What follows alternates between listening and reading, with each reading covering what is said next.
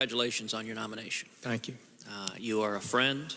You are a man of integrity. You and I have worked closely together on this committee, on the Armed Services Committee, and I have every confidence you are going to make a superb Attorney General. You know, this has been an interesting day at this hearing, listening to Democratic senator after Democratic senator give speeches in praise of the rule of law. And I am heartened by that. I am encouraged by that. Because for 8 years it's been absent.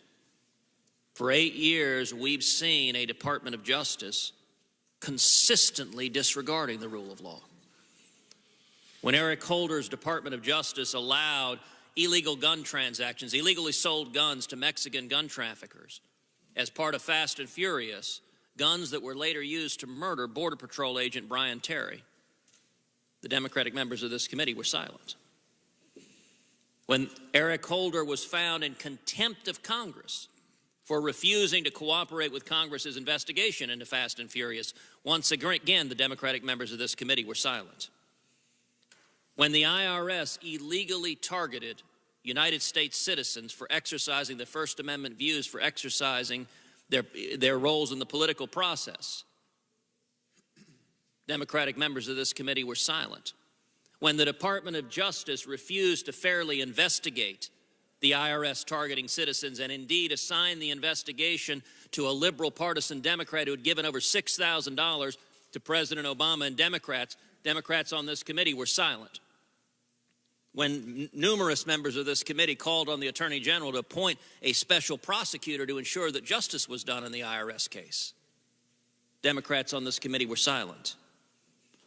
When the Justice Department began using Operation Choke Point to target law-abiding citizens that they disagreed with politically. Senator Jeff Sessions, you are racist. You have ties to the KKK. You call the NRA to be an honorary organization. Black Lives Matter. Black Lives Matter. Black Lives Matter. Black Lives Matter. Jeff Sessions, in the United States, you believe in self-deportation.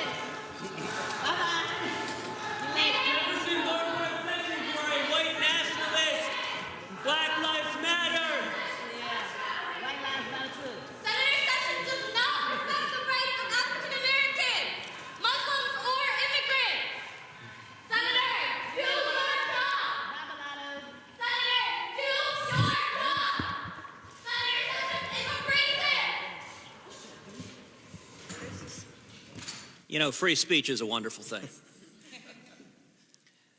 When the Department of Justice used Operation Choke Point to target legal businesses because they disagreed politically with those businesses, the Democrats on this committee were silent.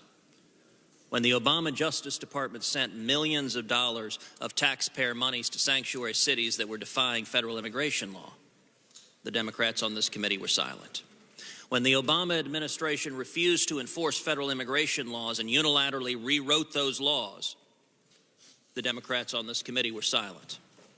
When the Obama administration released tens of thousands of criminal illegal aliens, including rapists and murderers, into the general population, Democrats on this committee were silent. When the Department of Justice signed off on the Obama administration paying a nearly $2 billion ransom to Iran, contrary to federal law, the Democrats on this committee were silent. When the Obama administration ignored and rewrote provision after provision of Obamacare, contrary to the text of the law, the Democrats on this committee were silent. When the Obama administration signed off on illegal recess appointments that the Supreme Court had to strike down unanimously, the Democrats on this committee were silent. And when the Obama administration released 5 Guantanamo terrorists without the required notification of Congress, the Democrats on this committee were silent. That pattern has been dismaying for 8 years, but I take today as a moment of celebration. If once again this committee has a bipartisan commitment to rule of law, to following the law, that is a wonderful thing, and it is consistent with the tradition of this committee going back centuries. Now, if we were to play a game of tit for tat, if what was good for the goose were good for the gander, then a Republican Attorney General should be equally partisan, should disregard the law, should advance political preferences favored by the Republican Party. Senator Sessions, do you believe that would be appropriate for an Attorney General to do? No, I do not. I believe you. And I think we do have to be aware that when something like this is done, and some of the things I'm familiar with enough to agree with you that I thought were improper, I do believe it has a corrosive effect on public confidence in the constitutional republic of which we are sworn to uphold. I think you are exactly right. You and I are both alumni of the Department of Justice, and it has a long bipartisan tradition of staying outside of partisan politics, of simply and fairly enforcing the law. I will say right now, if I believed that you would implement policies, even policies I agreed with contrary to law, I would vote against your confirmation. And the reason I am so enthusiastically supporting your confirmation is I have every degree of confidence you will follow the law faithfully and honestly. And that is the first and most important obligation of the Attorney General. Now, earlier in this hearing, Senator Franken engaged you in a discussion that I think was intended to try to undermine your character and integrity. And in particular, Senator Franken suggested that you had somehow misrepresented your record. It is unfortunate to see members of this body impugn the integrity of a fellow senator with whom we have served for years. It is particularly unfortunate when that attack is not backed up by the facts. Senator Franken based his attack primarily on an op-ed written by an attorney, Gerald Hebert. There is an irony in relying on Mr. Hebert because, as you well know, in 1986, during your confirmation hearing, Mr. Hebert testified then and attacked you then, making false charges against you. And indeed, I would note in the 1986 hearing, 2 days later, Mr. Hebert was forced to recant his testimony, to say that he had given false testimony to this committee, and indeed to say, quote, "I apologize for any inconvenience caused Mr. Sessions or this committee by my prior testimony." So an individual who's testified falsely once before this committee, his op-ed is now the basis for Senator Franken's attack on you. And indeed, the basis of Senator Franken's attack is he claims you were uninvolved in several civil rights cases that were listed on your questionnaire. In 1986, Mr. Hebert testified, this is a quote from him, "I have needed Mr. Sessions' help in those cases, and he has provided that help every step of the way." Is that correct, that that's what Mr. Hebert testified? Yes, that's correct. Now, in the 4 cases Senator Franken referred to, you reported all 4 of them in your supplement to the Judiciary Committee. Is that right? That is correct. Mr. Franken didn't mention that. And let me point out, here's how you describe your involvement in your written submission to this committee. Quote, "For the cases described in 2, 4, 8, and 9, my role, like most U.S. attorneys in the nation and not with non-criminal civil rights cases, was to provide support for the Department of Justice, Civil Rights Division's attorneys. I reviewed, supported, and co-signed complaints, motions, and other pleadings and briefs that were filed during my tenure as U.S. attorney. I provided assistance and guidance to the civil rights attorneys, had an open-door policy with them, and cooperated with them on these cases. For the cases described in 6, I supervised litigation and signed the pleadings." Now, that is consistent with the 1986 testimony that you provided help every step of the way. Is that correct? Well, I think so, yes. There's no question you've been forthright with this committee, and I would note that members of this committee don't have to search far and wide to know who Jeff Sessions is.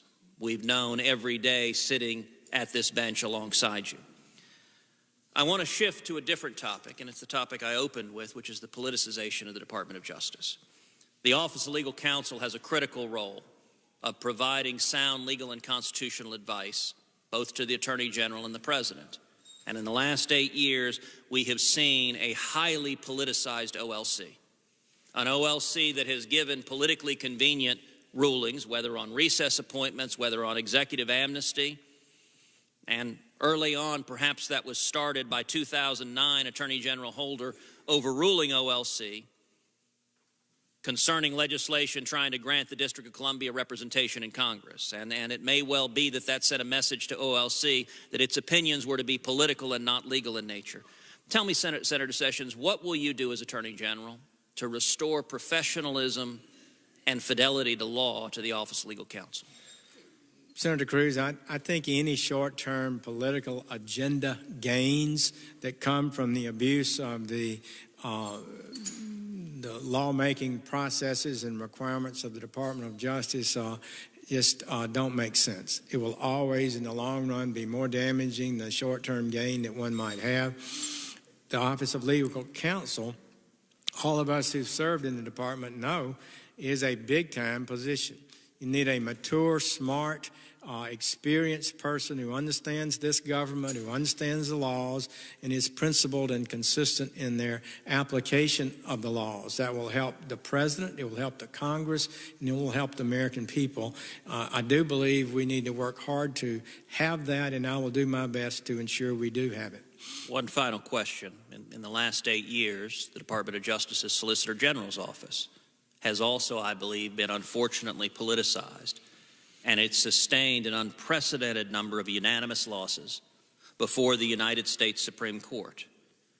Indeed, President Obama's Justice Department won less than half of its total cases before the Supreme Court, which is the lowest presidential win rate since Harry Truman. The average historically for the last 50 years has been about 70%. Numerous of those cases were unanimous, with indeed both Obama Supreme Court appointees voting against the lawless positions of this Justice Department, including their assertion that the government has the authority to supervise and direct the appointment and the hiring and firing of clergy in the church.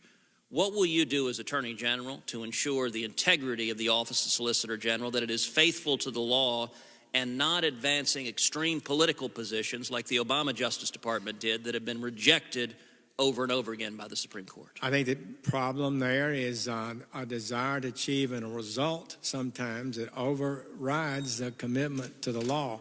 In the long run, this country will be stronger if we adhere to the law, even though somebody might be frustrated in the short term of not achieving an agenda.